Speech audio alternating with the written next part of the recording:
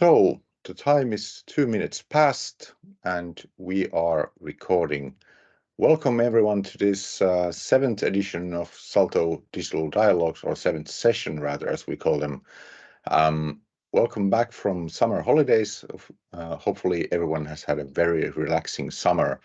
Of course, we in Finland and most of Scandinavia have been at work already for a while and receiving all the lovely responses that I am still on holiday until this of September. Maybe one day we shall sync to the European schedule as well. We will see.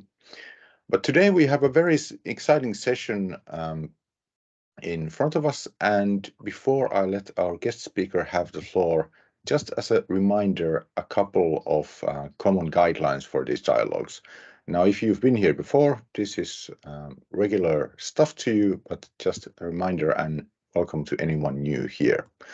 So all the sessions are recorded and your microphones and your cameras are disabled by default. And that is so that you will not be on the recording. And your names will also be removed from the sidebar and blurred out when we upload the recording on YouTube. During the Q&A session, in the end, you will be able to turn on your cameras. We will enable that for you. And then we can have a proper discussion in the end. And that discussion will not be a part of the recording, so we can also speak sort of internally of NA topics as well, if you so wish. If you experience any technical difficulties, make sure that you are preferably joining on the MS Teams application, or if you are on mobile, and make sure that it's updated to the latest version. Of course, not all of us in national agencies have control over that when it updates, but do your best to make sure that they are. As you know, all the sessions are aimed for national agency staff, but afterwards feel free to share the recording, the public recording from the YouTube link as well, to any beneficiaries or other stakeholders that you feel might have an interest to the topic. Please do share, comment in the chat or in the Q&A session, Q&A portion of MS Teams, so we can then take the questions also into account if you prefer that, if you prefer not to turn on your microphone and camera in the end. As always, we welcome ideas for any future sessions. We have this season pretty much lined up, but we will be continuing after the Christmas holidays, as weird as it is to say that at this point, but Christmas will come as well. And today, actually, we have the first session, which is really based on audience input. So from one of you, we got this request that we see now on the screen, that one of you wished that we would discuss the human factor or human element of digitalization. And the question, as you see, was about developing things technology first. I do believe in the educational and youth sectors as well. We kind of have a tendency of looking at the technology and not always at the implications of it. So this very much fits our thinking really well as well. And without further ado, I would like to welcome to the stage Kati Tiainen, Director of Digital Access at Microsoft. And Kati has a really long experience from digital education and those kinds of systems. But I'll let you present yourself more in depth. The floor is all yours, Kati. Yeah, thank you, Juha. And I think that mostly how I see myself is I'm actually Finnish educator, been engaging with the digital transformation as one of the key topics of how we can assure that the future generation is able to thrive successfully in the society that is driven constant change, transformation. In my youth in 1990s, Finland did amazing transformation in education, a big systemic change of empowering the local level decision making, freeing the curriculum, and at the same time, Finland was one of the early adapters of one of quite wide digital transformation strategy and policy as well. And it was really needed. I would say that I'm still unblocking the trauma that I got as a young professional. I was part of them. youth politics at that time.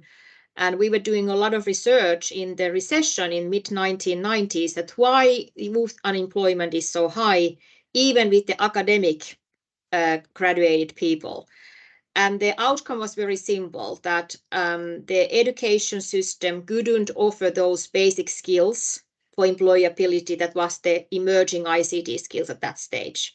So that was a big shock. We had a free, high-quality education system, and yet some of the core changes in the society and productivity in 1990s was not looked into the curriculum, and we actually trained people to become unemployed in that period of time. And that has been my leading question ever since. What I can do as an educator, what policymakers should do, how we really enable systemic change, that we are able to assure high quality education, good life, good social cohesion in the society, where everybody are empowered to really lead their own lives. And I must say that it has been a journey. I think that the kind of audience request about have also critical lenses and understand the human-computer interaction, or we have seen a lot of projects where actually the impact for learning is questionable, etc.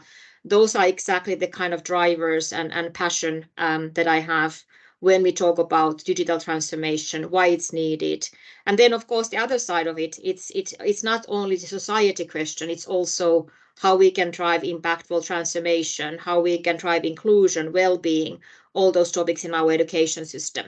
But let's get started. Actually, building from that kind of topic that you kind of raised as your kind of hope to discuss in this session, we kind of decided to take this couple of steps further and now start to reflect actually the change we see happening in public media, in research, in global organization. And that is the kind of change that I think became our reality during this calendar year, that what is really the situation with generative AI, how that is kind of shaping the human, computer interaction, how that is shaping productivity, societies. And this is quite a reflective, session, because I think we are all in the learning curve and learning stage on this. So that's why, like in the description of this session, I had more questions than answers. But I would like to explore and share my kind of journey and thinking around this topic from, is this going to be the end of the world, or, is this that we will no longer have jobs? Like, what are the kind of negative connotation? And then at the same time, what is the promise or the need for artificial intelligence for humankind? And then I will end with the reflections for the education system, because, ladies and gentlemen, I think what we have ahead of us is one of the biggest systemic changes needed in the society, but especially in the education system. And I would say that this is one of the lifetime experience for us. I think that similar experience was happening about 100 years ago, when the kind of electricity, the steam power was turned into electricity. We shall see. So I think one thing that has become very kind of obvious in this past year is really the question that how we always predict the future, or how we see the future. And in my youth, I just love Star Wars, and if I think the kind of vision that what kind of clone soldiers there will be, or what is the future of the humankind in the space era, what we predict it to be, it very often differs what it reality is. So that's why our capability to imagine the future is always limited.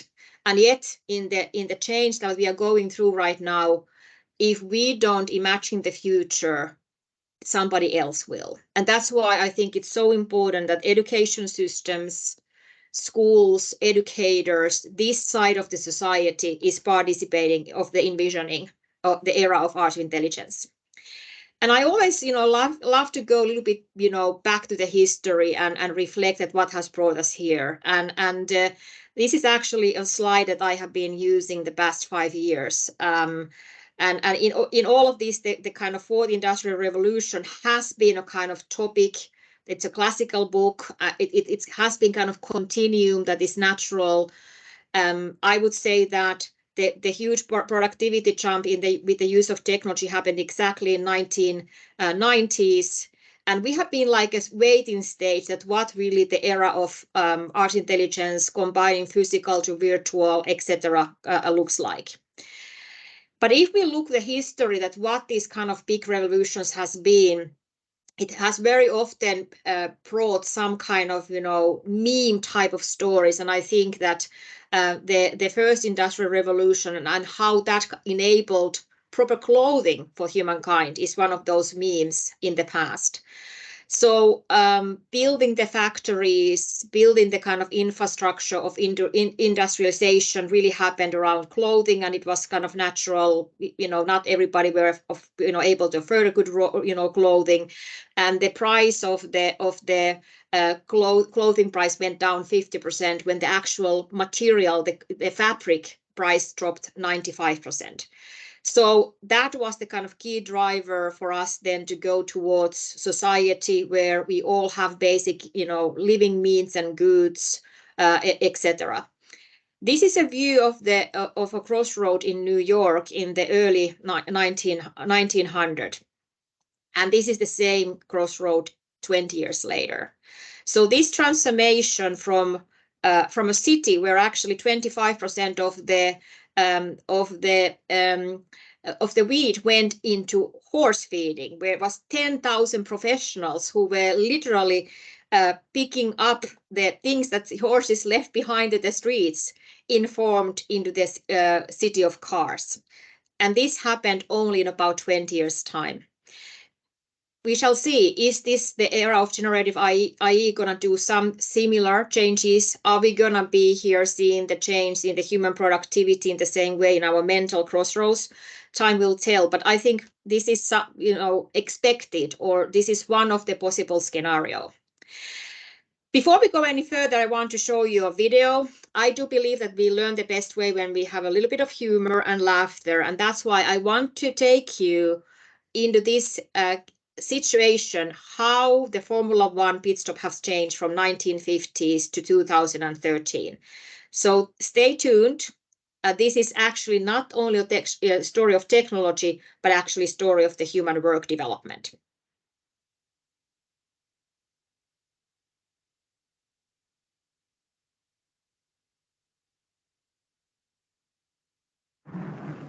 But Holland comes in for a pit stop. Time to refuel and change tires. Lou Moore himself changes the tires. Only 4 crew members, including the driver, are allowed to work on the car. It's a tense time. Holland stays in his seat, anxious to get away. Let's watch.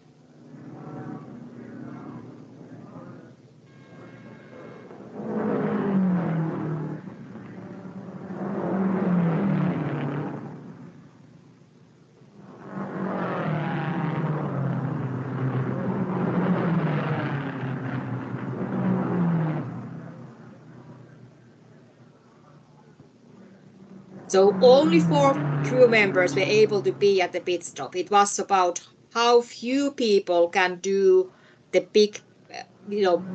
biggest possible impact. I think we all get a little bit bored. This is going to be all of 67 seconds, but this is also telling about our brain bandwidth. Okay, now the action starts. The windshield as Holland moves away just 67 seconds after he stopped. 67 seconds, that was the speediest thing in 1950s. Now we get bored. 2013.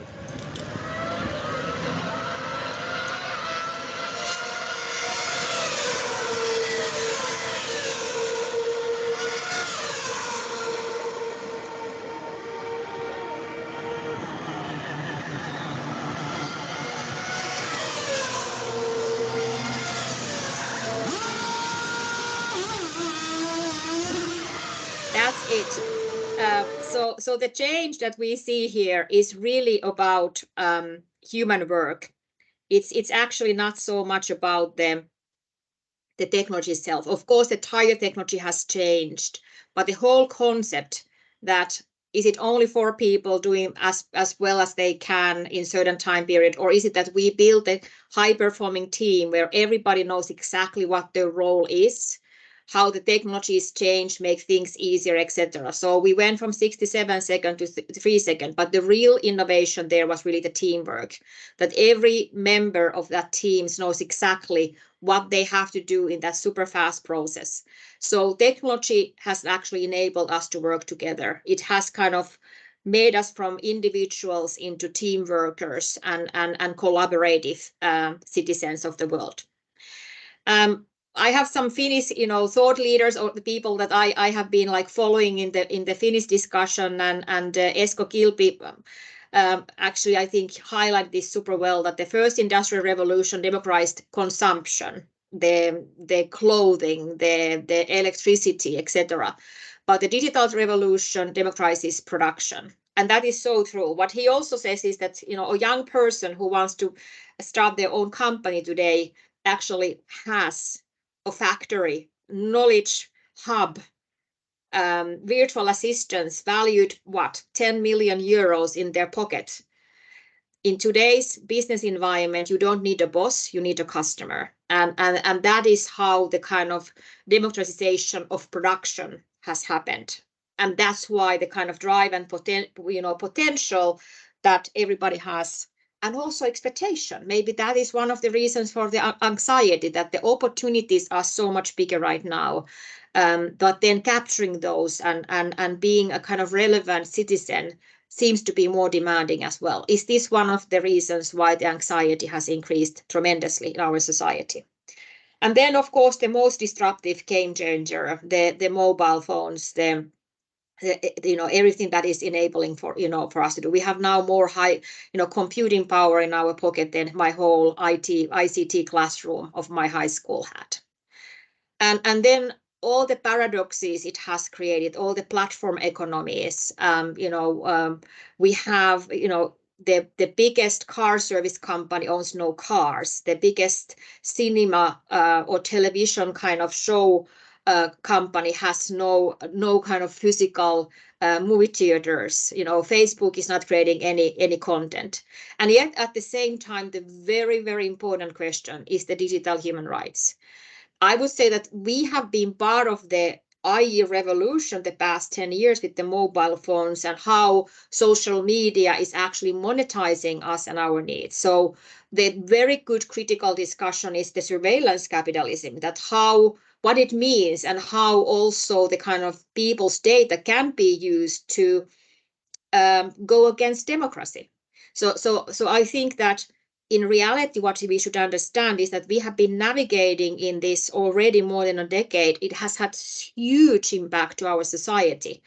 On the little bit lighter example of this is, my sister is a single. She has been looking for a spouse. She's using all these kind of, dating apps, and she hasn't been able to find a spouse. And now the question is exactly that: is she using this algorithm-based dating apps for internal dating, or is the algorithms really built so that you are able to find maybe a spouse and partner in your life? So what are the tools we are using actually aiming for, what the algorithms are done for, how the people's data is going to be used? Are we enabling services that are risking our social cohesion or even democracy? I think we are in the crossroads of asking these hard questions. And of course, European Union, European Commission are really the leaders of the thinking here. So all the GDPR work, now the ethical guidance of the data usage in education, etc. This is exactly the kind of policies we need and the kind of thinking we need. I couldn't be prouder as a Finnish and European Union citizen that we take these things, seriously. And yet at the same time, we do know that I don't think that any company has designed a platform that this social media platform will risk democracy. But the reality is that we have to understand the algorithms, the artificial intelligence, and the risk much, much more careful way. So let's then talk about the fear of artificial intelligence. We have all seen Kubrick's 2001, 2001 Odyssey. We know the kind of, thinking around artificial intelligence, that is more intelligence in humankind, and what kind of risk that, brings to us.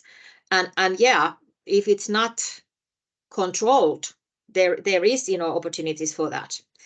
But Finnish researcher Katri Saarikivi, I think, puts things into perspective. She goes way more behind, longer, time period than the Industrial Revolutions, when she sees that technology has always been part of the human creative problem solving. So are we talking about the stone axe, or are we talking about the artificial intelligence? It has been serving the same need that we humankind, have.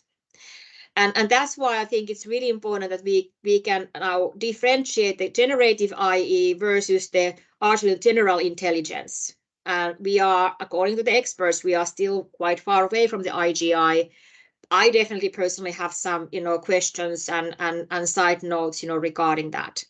I think that Kaku has a very kind of, refreshing view for this generative AI thing, is that if we talk about OpenAI and ChatGPT, are these more like a glorified tape recorders, that they will benefit the society and increase productivity, but at the end, they take snippets of the content we have created and passes us, us along as a new kind of content, and we feel somehow addicted or fascinated about that capability. It's a feeling, oh my goodness, it's a human like, it's amazing. But in reality, that is reproduction of the content and insights we have already done.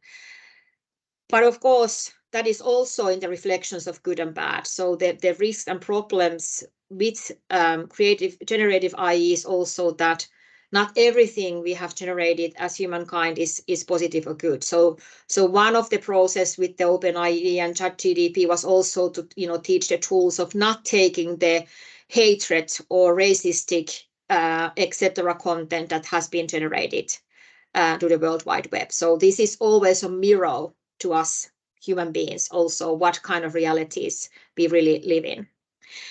And this is also a situation where we have to really learn new habits. If we want to and need to work with generative AI and with tools like ChatGPT or kind of algorithmic models, we need to understand what the capabilities are and what the limitations are and what is the proper way of using it. This HFS is quite good consultation agency. I follow their articles quite a lot around artificial intelligence development, and I think that, at least me personally, this is a little bit the journey that I went through. I was, first surprised, how high quality answers I felt that the ChatGPT trial tool was giving me. But then I've understanding that actually it is those kind of snippets. It is like glorified tape recorder, because it's bringing me statistical answers. So if you in the early days you were asking what is 1 + 1, the answer was not 2, because it's not thinking, it's not calculating, it's giving the assumptions of that 1 + 1 is more than 2, etc. What we have kind of created as a humankind. And that's why occasionally we get wrong information. If I'm trying to ask very specific information, that how many children the president of Finland has, etc., all that misinformation or misinterpretation is possible to come. So really, the ChatGPT is good of analyzing the answers, the insights, the data, when we don't have a precise right answer. And that's why actually we have to create the expertise of asking the right type of questions, or design the end in mind, that are we in the continuous Jeopardy show, that we are seeking for answer and we have to roll back and think what is the most productive way and precise way to question that. And then the most important thing, and this is now definitely one of the elements of the knowledge perception we need to kind of change in education, in my opinion. This is one part of the systemic change and the discussion we need to have.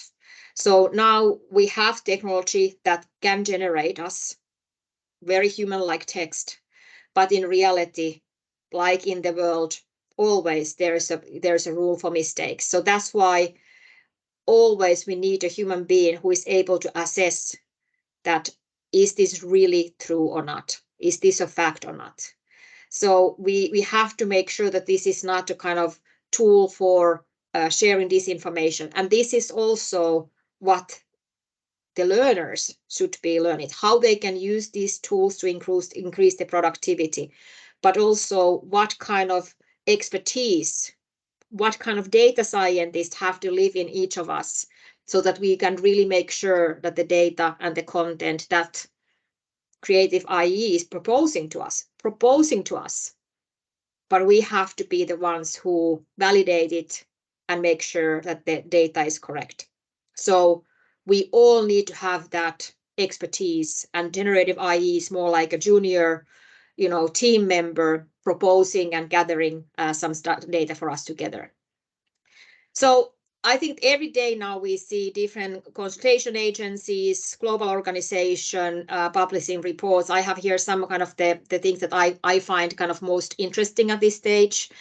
And in McKinsey report, how they see is that, first of all, interesting is that this is not happening overnight. It's a little bit like the whole corporate productivity revolution with computers and office type of tools took about a decade. They are seeing that in the coming decade, 20 to 30% of the time that workers spend in their job could be transferred for automation. And what is the kind of new level?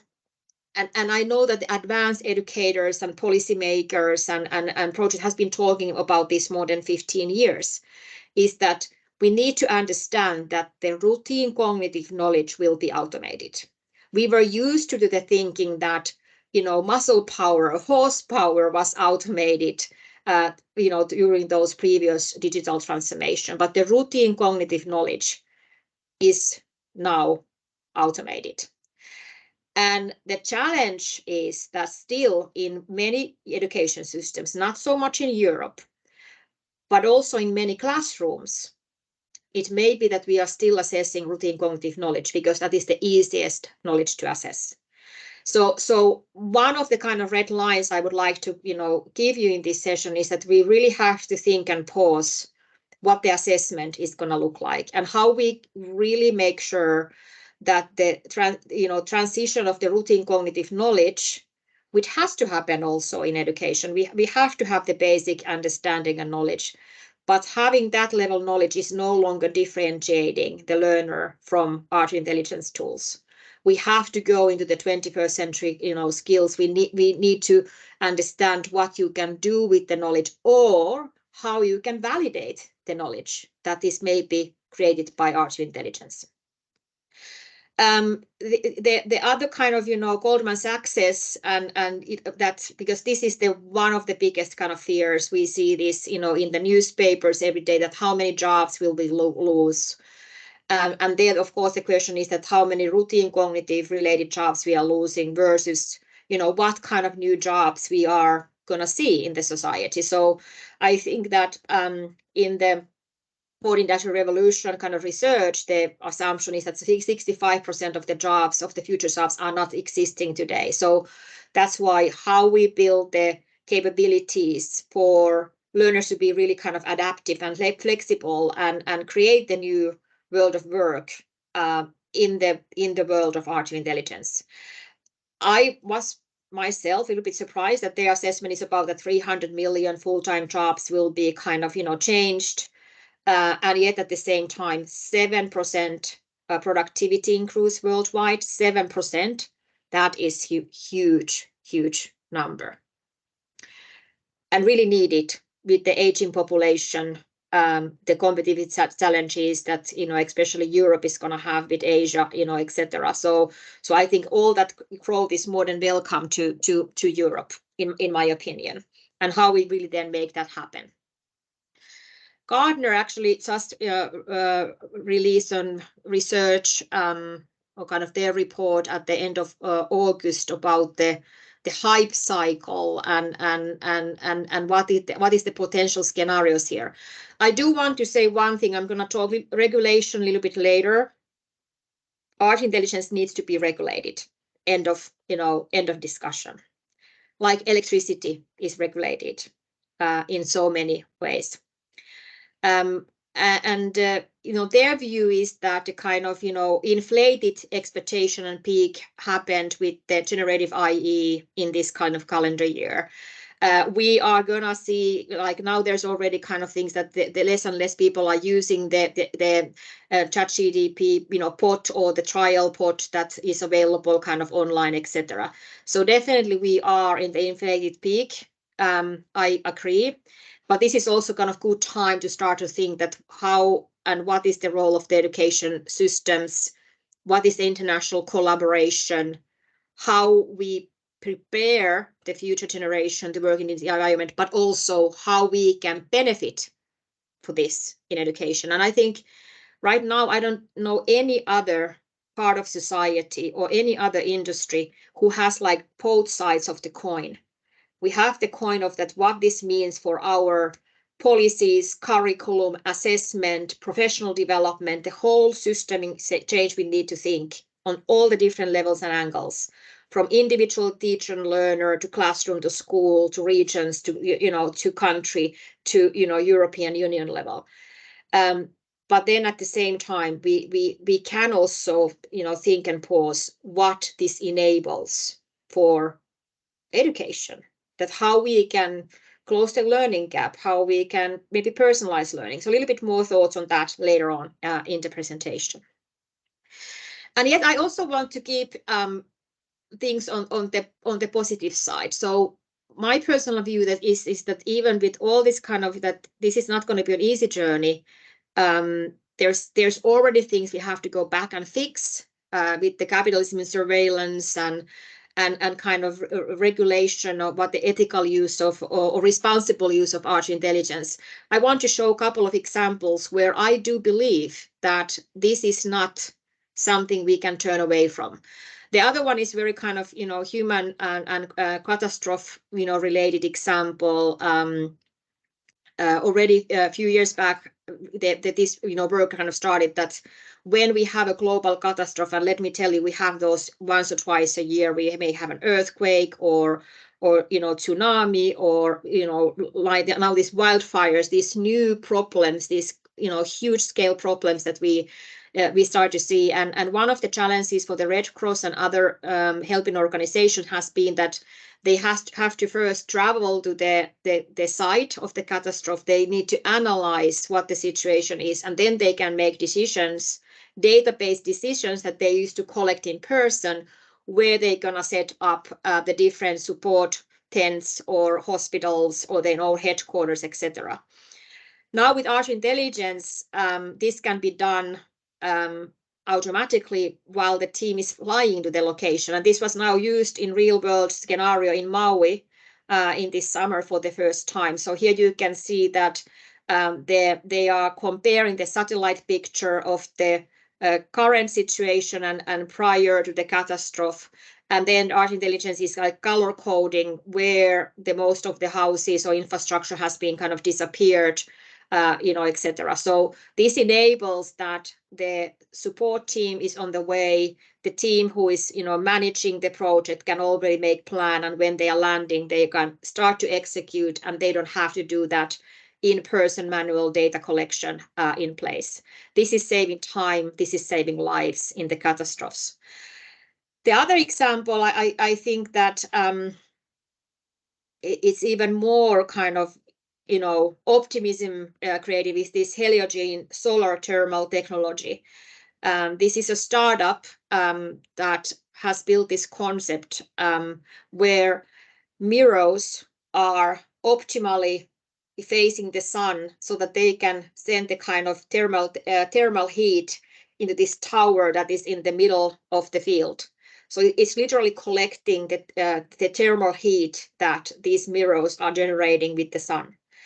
The aim of this is that they can use this in steel production, go all the way to 1,600 Celsius. They can now go into a 1,000 Celsius. So this can be now used in the creation of beton and other, kind of, building materials. But the aim is really go into the steel melting level. And one of the biggest problems we have is really the steel mills and how much they're like in Finland. I think it's 6 to 8% of our all carbon oxide production is coming from one mill. So really, I don't believe that we as a humankind can answer all the challenges we have without using the technology as one of the enablers in the lifelong or kind of humankind long journey to use technology to solve our problems. So a lot of positive gains to be had. When the ChatGPT kind of, hit the big kind of awareness of humankind, I think in December, in February, whatever that timeline was, there was a lot of public discussion and even kind of appeals were made that humankind should stop the artificial intelligence development. And I think that what really the message should have been is that we need to have guidelines, we need to have principles, we have to have regulation and legislation. And I think that very good, phenomenon is electricity, that if we think that we would have electricity power and electricity gone, being around the society without it being controlled, that would be problematic. So how it's produced, how it's consumed, or if I, as a kind of, citizen, I need to have a new, lamp in my garden, I know that I have to look the IP44 level lamp so that it's really, it survives the outdoor environment, and I don't, create any electricity hazard. So electricity is a kind of good example how the whole society and globe has really built practices around use the benefit of it and minimizing the risk out of it. We need transparency, like to understand what the artificial intelligence is aiming for, but we have to have safety and security. We have to have oversight, controlling mechanisms, and accountability, and international collaboration. And that's why I think it's so great that you are doing these sessions and this collaboration with SALTO that is really enabling that international collaboration. So it's a lot of work there. Some scientists has proposed that maybe we should even have similar processes like medication industries having, that they have to prove that the medication is not dangerous, or they have to validate what kind of side effects there can be, etc. So time will tell, but we have a lot of work. We have a bigger systemic change ahead of us, because now artificial intelligence cannot hide in the shadows. It's up here, it's at the table, and now it's really about how public sector legislation, these companies, startups, young scientists, what that dialogue is going to look like. And one thing that I find really hilarious is because one of the big questions right now is the IP with generative AI. Who owns the AI? What we're going to do with old contracts that has been done with screenplay writers or actresses or journalists prior to generative AI. And I cannot get almost over it that the front line of this is now happening in Hollywood. So it's really about the better pay and share of profits and improved working conditions for the actors and especially the writers. But it's really the protection against artificial intelligence. And this is also why, actresses have, joined this strike and this movement, because it's not only about the text, the written text, it's also about how with the current technology we can generate, virtual actresses that are not actually real human being, or we can just use the Marilyn Monroe and reproduce, movies, etc. So right now the strikes in Hollywood, which most likely will take months further, is really about what are the employees' rights and what is the IP rights with the era of creative artificial intelligence. So it all started from Hollywood. So that's why we have to think that technology is a good servant, but a really bad master. This is a Finnish saying, and I think this is also kind of leading the individual or personalized level thinking here. This is now an example I want to show. I know these the best, but that, for instance, when Microsoft started, or when actually Satya Nadella started to lead the company, his vision was that Microsoft will be the most ethical art intelligence company in the world. So he started with creating these responsible IE principles, privacy, security, inclusiveness, accountability, transparency, fairness, and reliability.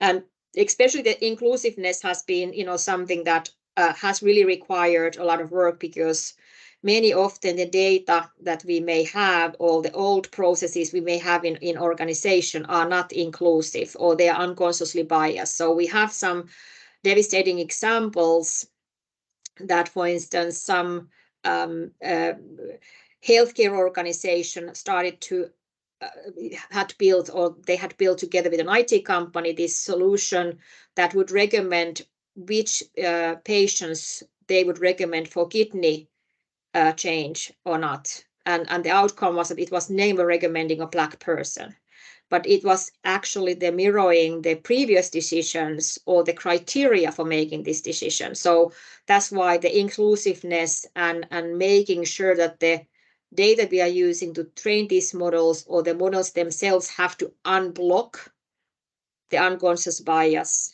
or the bad practices we are having. And I think that this is extremely important in education if we want to do personalized learning or dropout prevention solutions, etc. That there's a lot of unconscious bias that we have to work through in education. Now I have here a couple of real world industry examples. So these are not yet education examples. Those will come, but I think it's important that if we want to reflect how education systems should be preparing, or how these kind of tools are used already today, what are the early adapter use cases. So that's why these are not education specific. CarMax is an American car online selling company. They sell used cars, they have big volumes, and one of the real situation is that if they have a good description of a car while they are selling it, then actually the car is selling faster. But they have not ever had the manpower to do that detailed description of each of the individual cars that they are having. So that has been a little bit like challenge. And how they started to do this, content creation, is that they had a set of cars that, hey, we are selling this 2010 Prius. It's, this color, it has been driven so much.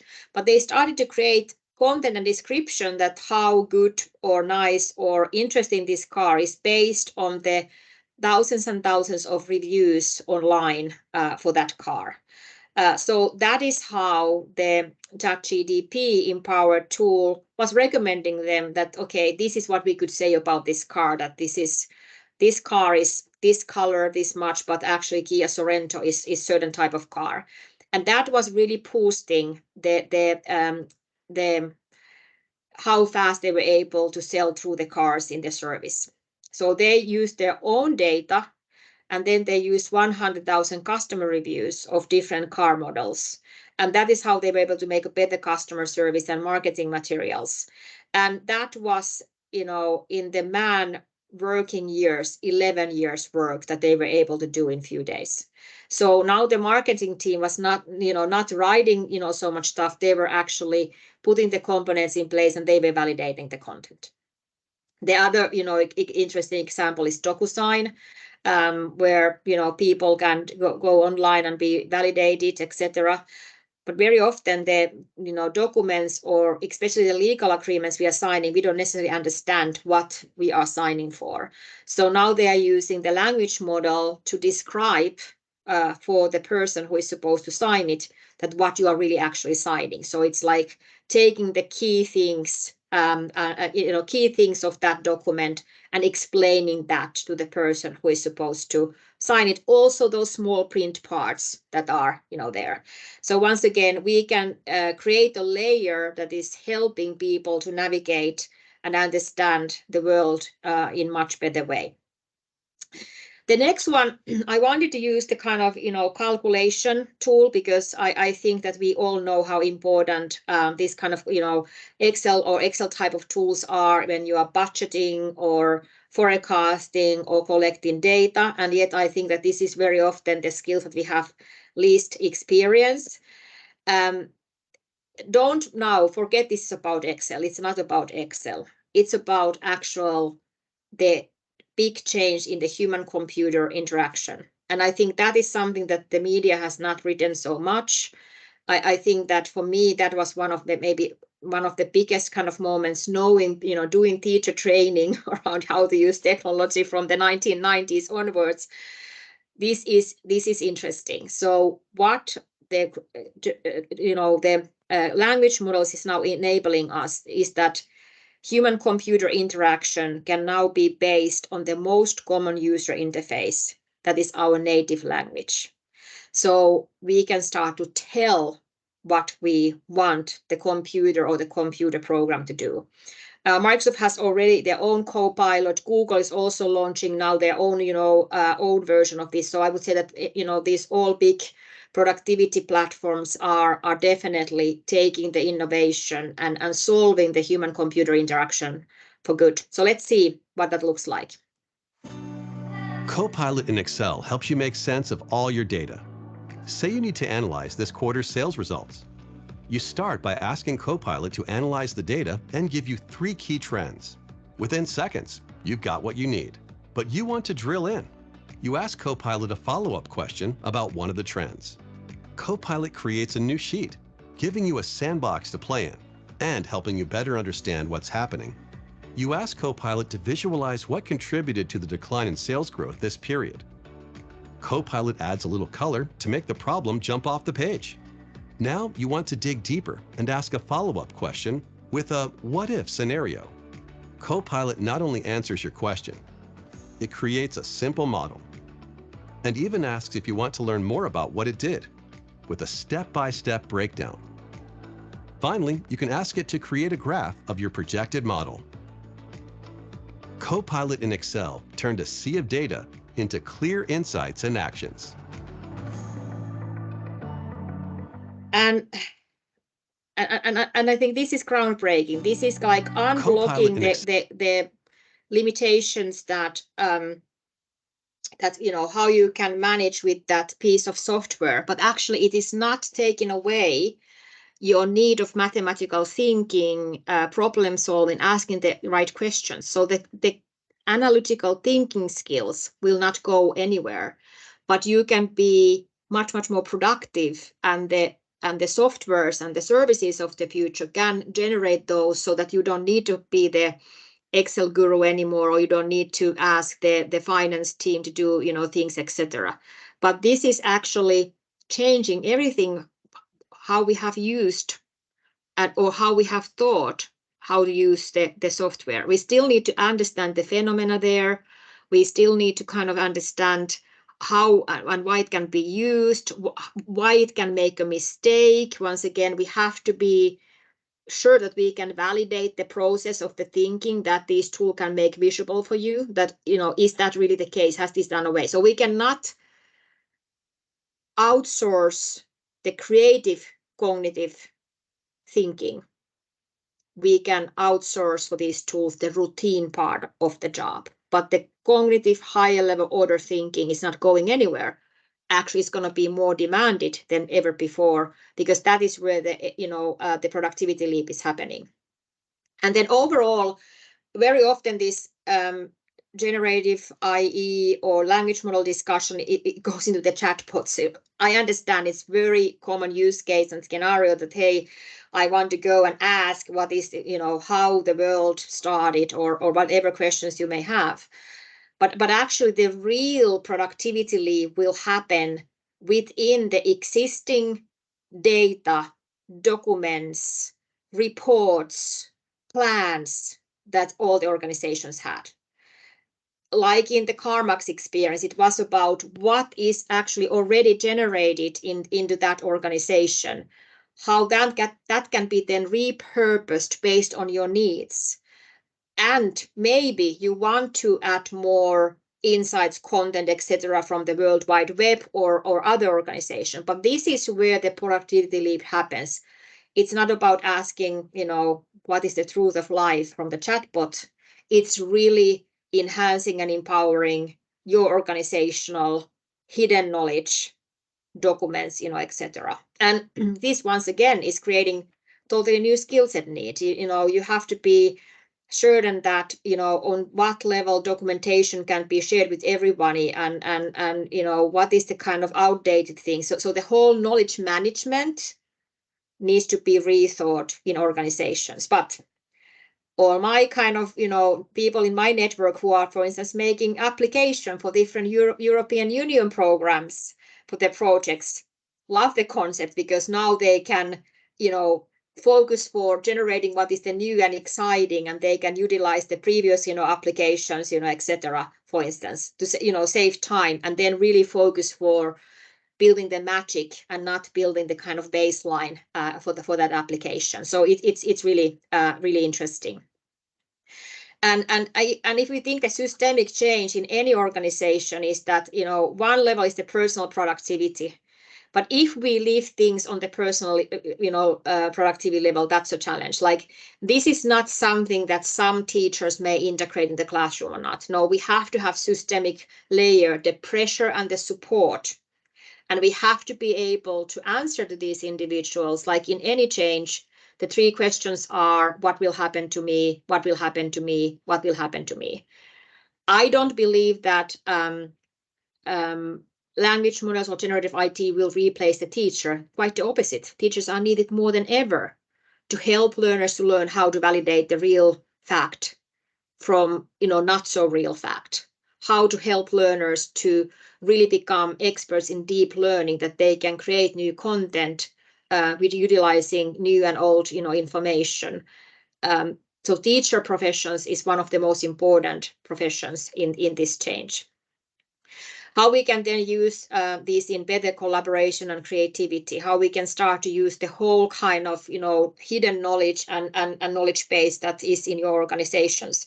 How we can then increase organizational efficiency or education system efficiency, and then how we can maybe start to develop totally new experiences and capabilities that are not only making the existing scenario better, but it's really kind of enabling new possibilities. Like how we can do new things with the new technology, not only how we can automate the old things with the new technology. We have to go to the new quadrant of that transformation. So what is then the companies expecting? So they are really, expecting to increase the employee productivity. So it's not so much about replacing, employees with the technology, no, because we still need to have the human brains and, capabilities there.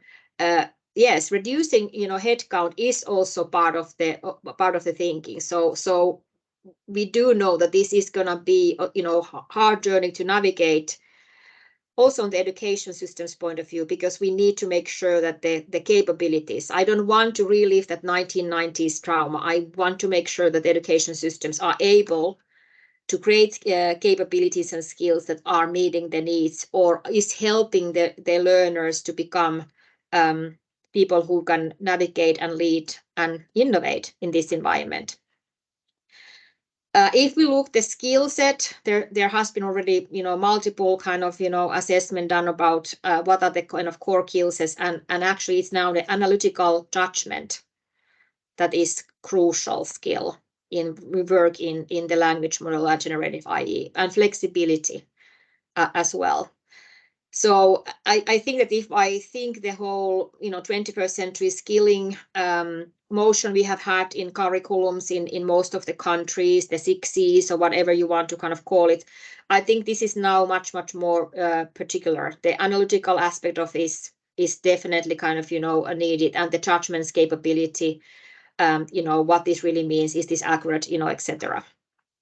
And here is some examples of the education use cases for generative AI. It has to start with also to be, from the teacher, what is the lesson planning, assessment questions, feedback, administrative tasks, content creation, etc. So there's a lot of way how teachers can, be more efficient, use already existing, content and reshape it for the purpose or the up-to-date needs that they are having. And then, of course, the personalized and adaptive learning. Here's some more, examples of this. So this is something that, once again, in my opinion, cannot be left to the shoulders of individual teachers. This is something we need school system or international level vision and understanding how this can happen. And one of the reasons was the lack of skilling or the challenge of skilling, why I ended up working in the industry. But my dream has always been that how we can use technology or the kind of acknowledgement that we have known more than 100 years what is the best way to learn. We haven't been able to produce that learning experience in the public education systems with the financial realities. Now we have the technology here. We are able to use generative AI for making recommendation, analyzing situation, combining the curriculum-based knowledge needs or skills needs, with the content. It's a long journey. It requires collaboration with the content creators, etc. But now the technology maturity is there, that this is no longer a kind of dream. This really become a reality, that how we can really enable deeply high quality personalized learning with use of technology. How that will play out, what the players will be, I don't know. But I think this is the discussion we should have as an education ecosystem with policymakers, with projects, with teachers, with content creators, publishers, and IT industry. And if I think that where we are in the readiness assessment, you are much better experts than I am in that. I think this has to be also like homegrown. This has to be based on the self-assessment. But if I look this from my experience point of view, it's that I think that we have started with the curriculum transformation with skilling thinking, the sorry about my spelling mistake there, but OECD Learning 2030 vision, etc. So this has become very kind of common ground for the discussion. But my question is that if we now, for instance, think about that, analytical judgment to be one of the core skills, do we need to now go deeper and revisit some of those 21st century skills thinking? But the thing that worries me the most is really the assessment piece. In spite we, and Finland, already changed the primary education curriculum to include phenomenal-based learning and skills thinking in 2016, but we didn't much change the assessment, culture, or it did change in some of the schools and classrooms, but once again, the systemic way of changing it. So is this something that we need to kind of reassess? In the world, I have already heard, new way of thinking, flipping of the classroom. It's like maybe your personal content and text creation happens in a classroom where we can be sure that you are not, using any steroids, on that. But then at the same time, when you are creating at home, you may use different creative tools for that. But then you are assessing together in the classroom with the teacher and with the peers, is this information valid? How we can, validate that? Do we see in the style of writing that this is actually done by creative art intelligence, not really a human, how we can kind of compare the human created text into computer-based text. So all this awareness, all this kind of judgmental analytical skills need new kind of work processes, etc. If the whole focus will be that generative AI and language models are seen as a cheating mechanism and not kind of new base for the humankind productivity, then we are in trouble of creating those skills that the learners can differentiate in the workforce development. And then lifelong learning.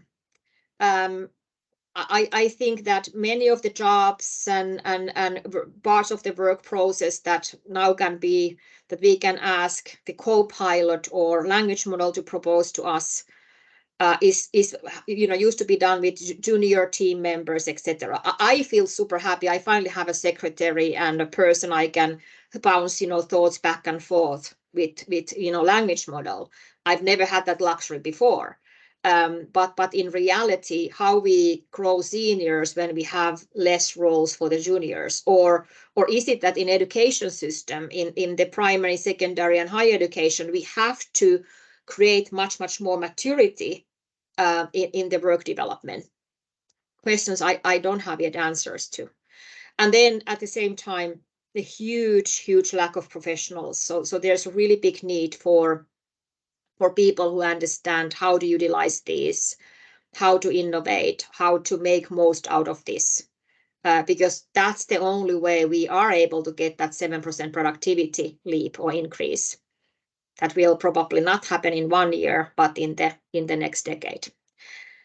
And that to be said, I'm ending soon. Really keen to hear your comments and thoughts and questions. I hope that this has been in any way useful, for you. But one thing we all need to do is to increase our own understanding, and not only our own, but our work community, our countries, our families, what this phenomena of generative AI and language model really means and what it doesn't mean. It is really about that skilling and that deeper understanding. So I think this is the ultimate growth mindset versus fixed mindset exercise we can have.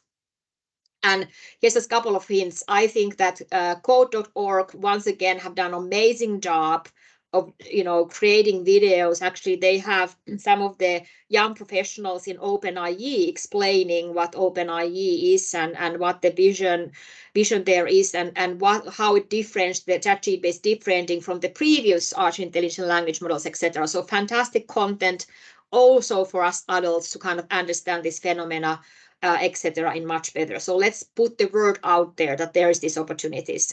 And then I haven't yet had chance to analyze this, deep enough, but OpenIE is also kind of taking social responsibility. So they just launched the first teaching with IE teacher guide, where there's prompts, explanations, limitations, the bias things, etc. So this is really promising as the value prop level, but I haven't had a chance to assess this kind of yet. But I think already this description is telling that what kind of professional development and awareness challenge we will have with our education system professionals.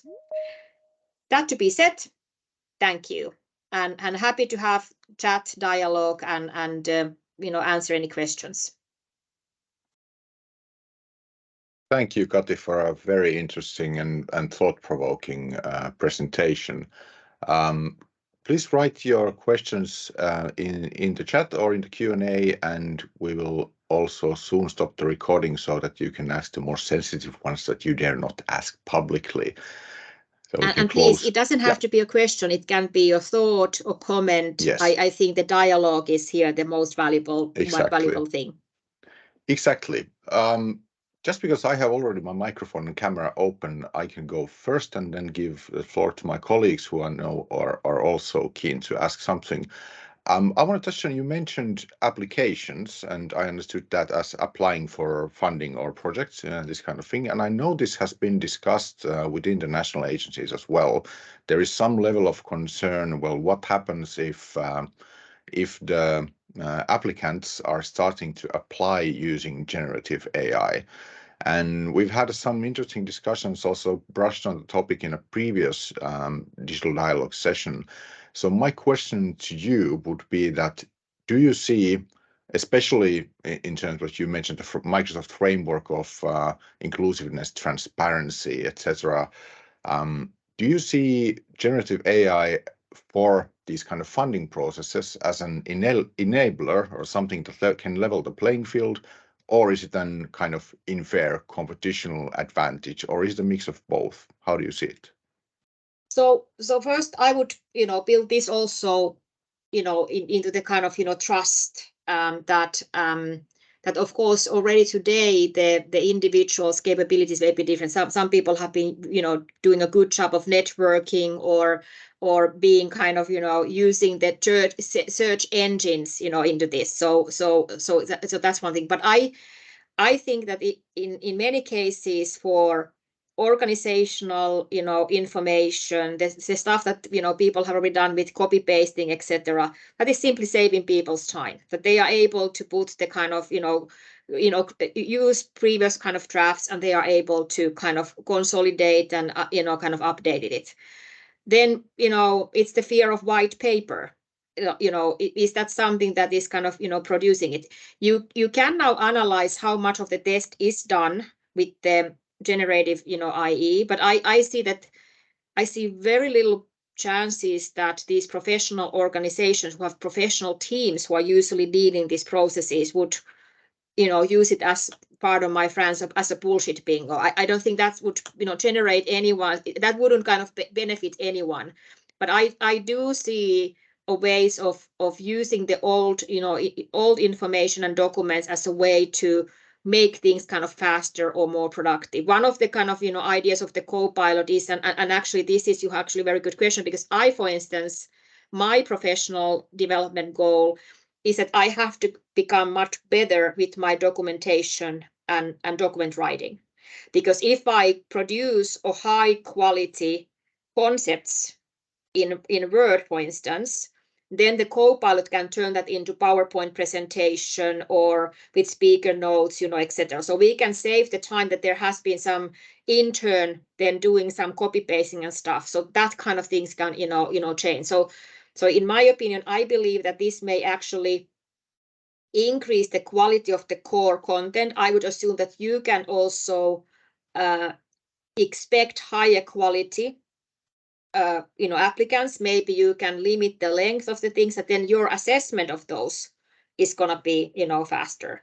Or maybe you can use the art intelligence of saying that, okay, here's the applicant, what is the core 3 things that they want to do. So maybe you can foster your own process of assessing those applications to be more productive and faster. So, but I think that especially now that these are, integrating these kind of capabilities to the core platforms, it's gonna be used. Is that then church and creation on steroids, or is it that we want people to map that we have been using creative IE in these and these parts? But if that is based on the content that the organization has already created, is that then, a kind of fraud, or is that real? So this is actually, you have very good question, that, and this is just telling that how we, need to think. But what I hope is that there would be better projects, better applications with the way how this is used. And maybe you can take the bull by the horns, like we say here in Finland, and give guidance. What is the right, ethical, and smart way of using this, etc. Because you don't want that people are just, writing on copy pasting huge amount of text that makes no sense. That actually this has to be something that is increasing the quality, is increasing the innovation, etc. of what they are doing. Thank you. Very good answer. And I'm sure this is something that national agencies will have to revisit. How do we integrate that, as Jukka said, generative AI as a junior team member into NAs as well? I really like the idea. Yeah. Pasi has a question as well, please. Yeah, thanks for the very stimulating presentation, Kati. So in fact, I have 2 questions, but I'll try to combine them. But yesterday, the President of Commission, Ursula von Leyen, highlighted that number 1 priority is to ensure AI develops in human-centric and transparent way. But I think this human factor is very huge in that sense that this AI is not only a technical revolution, but it's an epistemic revolution. And especially this epistemic part is quite interesting. So this needs a lot of new skills, like I would say epistemic fluency, the capacity to understand and switch between different kind of knowledge and different ways of knowing. And this really changed the epistemic, what is the knowledge, what does knowing means. And it's really kind of epistemic revolution.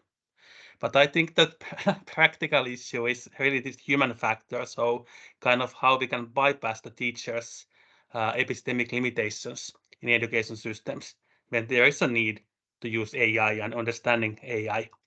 And this epistemic fluency is quite important.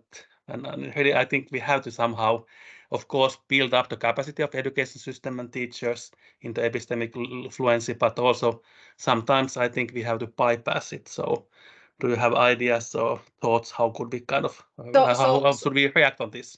Yeah, I think that you are, you are kind of nailing it, because I think that now we need that ethical and political leadership that is helping teachers, school leaders and teachers to understand what is the right discussion versus what is not productive discussion in this. Like, I was just in another country than Finland in an education event, and a couple of teachers came and said, you have to stop this, that stop it, this is horrible that you are just making a cheating machine. And when we were trying to have that kind of discussion, that the point is for generative AI is not to create cheating machine, that if you are worried about the cheating, then you are actually measuring the wrong thing, in my opinion. So that's why we need, like, is it pan-European or country level, like, statement or thought what this is and what this is not. And then we need to, back to your point, this will be a difficult journey, like it was a difficult journey in 1990s, get all the teachers to learn how to use computer, or the core kind of productivity tools, or I have been trying to train teachers to use email, and they were like, I will never use an email, until then they retired and they needed to use tools with their grandchildren to communicate. So suddenly that internal motivation, like, took it over. And how we can then make sure that even though some individuals or classrooms, they don't want to go into this journey, that how we can assure the equality, among those, learners. So that's why the bypassing may be, sometimes kind of needed. But what I'm trying to say is that this doesn't have to be ready tomorrow. I in my mind, this is a decade-long journey, but we cannot leave this to the shoulders of individual teachers, because for instance, when I'm in social media now, following many of the teachers, using IE in education, it's going more and more towards blocking things than thinking what the skills needs are and how to integrate that. So we need to have those model cases. What are the best practices? We have to have an open dialogue. We have to get teachers to, be peer mentors for other teachers. What is the good way of this? So that's why, Pasi, I truly think that we are in the systemic change, and we have to address the classroom level as soon as possible. But actually, we have to have the courage to talk about the assessment. And I know it's a career killer for many politicians very easily. So this is not an easy, task. But is it that we need to introduce again new ways of assessment, like for instance, portfolio work, etc. So I think, and what the flipped classroom with artificial intelligence really kind of looks like. So we need the think tanks. We need to kind of explore, and assess this and have the dialogue, what the workforce development and productivity is going to be, and how we start to kind of integrate those into the curriculum. But ladies and gentlemen, if we don't now touch assessment, that's a huge problem. That is definitely a huge problem. And I know that on policy level, we are no longer assessing not routine cognitive knowledge, but go into my kids' classroom, look the tests they are doing. It's mostly routine cognitive knowledge that is actually then dictating the grades they're gonna get. So the inconvenient reality is that, especially in countries where this is not standardized, or if it's standardized, it's still even more, because we get what we measure, and if we start to change how we measure it, the fear of the stakeholders, of parents, of everybody is the biggest. So that's why this is the biggest systemic change challenge we're gonna face in our lifetime. It's, sorry guys, it just is. And how we start to, the systemic change and change is happening when the individual's minds are changing. So that's why we need, as because you are in this meeting, you may have some questions, some doubts, but obviously you're curious about this topic. So how you can start with your own mind and with your organization to explore and start to have that journey, that we are not doing this as individuals but as organizations, that how we explore it. But I think the bypass is the right term, but if we say that if we don't take people, Pasi, I know that you have been also working with Michael Fullan like I have, etc. So I think that some of the Fullans thought about the systemic change and how we can speed it up and how we have to empower the bottom-up, view when we create from the top-down view the kind of landscape where that it needs to happen. That is what I would look like in this situation.